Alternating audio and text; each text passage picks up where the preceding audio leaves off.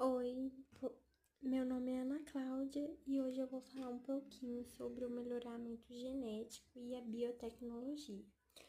Durante a apresentação, eu vou focar no quanto isso é importante para a agricultura e vou apresentar também exemplos práticos, para falar dos benefícios que todo esse processo tem.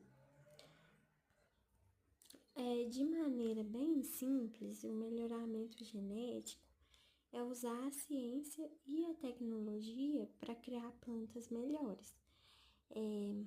Pode ser para produzir mais, para resistir a pragas, aumentar a resistência ao calor ou até mesmo fazer com que a planta tenha mais nutrientes. No passado, isso era feito só pela observação.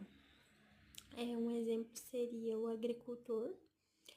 Ele planta ali, aí quando ele colhe, ele vai escolher as melhores plantas, de cada safra. E ele guarda essa semente para produzir no próximo ano. Só que hoje, a gente tem ferramentas mais modernas que vai mexer diretamente no DNA da planta, deixando o processo mais rápido e mais preciso. E a bioquímica, ela ajuda muito nesse processo, porque ela estuda as moléculas que estão dentro das células, como as proteínas, as enzimas, os hormônios e até vitaminas. E esse melhoramento genético, ele é essencial porque ajuda a descobrir quais os genes são responsáveis por características que a gente quer melhorar. Por exemplo, se a gente quer uma planta mais resistente à seca, a bioquímica ali, ela vai ajudar a entender qual a proteína que está dentro da célula ou dentro da enzima que vai fazer a diferença na adaptação da planta ao estresse hídrico. É como se fosse estudar uma receita interna da planta. Aí a gente vê quais os ingredientes estão faltando ou qual está em excesso. E com isso a gente sabe ali onde a gente pode intervir. O principal objetivo do melhoramento genético na agricultura é aumentar a produtividade, ou seja, colher mais sem precisar abrir novas áreas de plantio.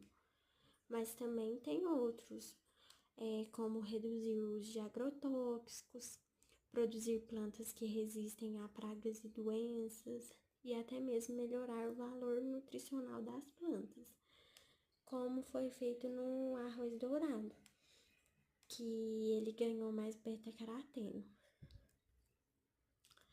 Essas técnicas, elas evoluíram ao longo do tempo.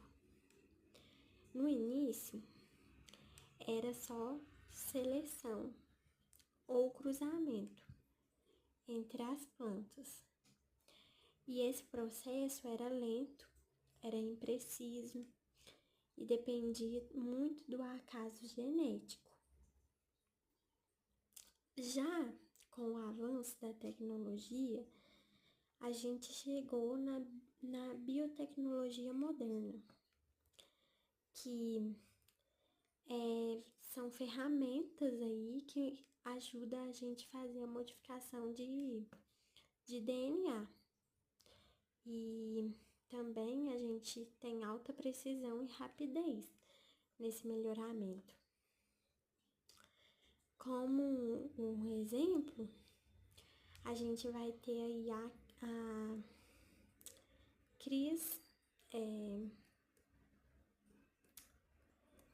CRISPR-Cas9. Ela é muito conhecida, funciona como uma tesoura molecular. Ela é super precisa e eficiente. Ela faz o corte do DNA exatamente onde a gente quer, guiado por uma fita de RNA que indica o ponto certo. e depois esse DNA pode ser separado e corrigido, adicionando os genes que a gente quer, que nos interessam. Antes da CRISPR-PRA, existiam outras técnicas conhecidas como TALENs e ZFNs. Elas também cortam o DNA em locais específicos, mas são mais difíceis de projetar, porque cada novo alvo precisa de uma proteína diferente. E a gente tem também a RNAi, que age de outro jeito. Ela não corta o DNA, mas ela silencia os genes. Ou seja, ela impede que certas proteínas sejam produzidas. É muito útil, por exemplo, para produzir substâncias que atraem pragas. Todas essas ferramentas só funcionam porque antes a gente descobre com a bioquímica qual o gene ou enzima está ligada à característica, né, que queremos melhorar. Ou seja, primeiro a gente entende como funciona dentro da célula para depois a gente fazer a modificação. Existem exemplos práticos na agricultura, como o milho BT. Ele produz, uma toxina que mata as lagartas, reduzindo o uso de inseticida. A gente tem a soja RR também, que é resistente ao glifosato, facilitando o controle de ervas daninhas.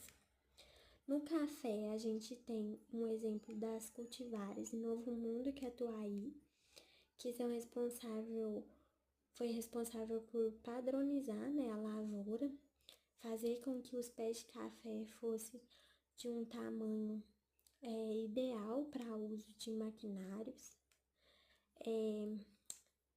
ter um porte menor e também serem mais produtivos. O eucalipto também vem como um exemplo aí, foi uma seleção clonal genômica que faz com que tenha alta produtividade de floresta e que seja mais rápido também. E tenha o exemplo do arroz dourado, que eu citei anteriormente, que ganhou genes para produzir mais beta-caroteno e ajudando a combater a deficiência da vitamina A. Entre os benefícios do melhoramento genético e da biotecnologia, produzir mais alimentos, sem precisar desmatar áreas, reduzir agrotóxico, deixar o alimento mais nutritivo e até mesmo ajudar às mudanças climáticas. Mas também existem desafios. Quando todo mundo planta a mesma variedade, a biodiversidade diminui e as pragas podem se adaptar mais fácil. Outro ponto também é a dependência tecnológica. Muitos produtores precisam comprar sementes patenteadas, todo ano. E essas sementes são de grandes empresas que têm um alto custo. E também sempre existe a preocupação com o surgimento de pragas resistentes ou efeitos ambientais não previstos.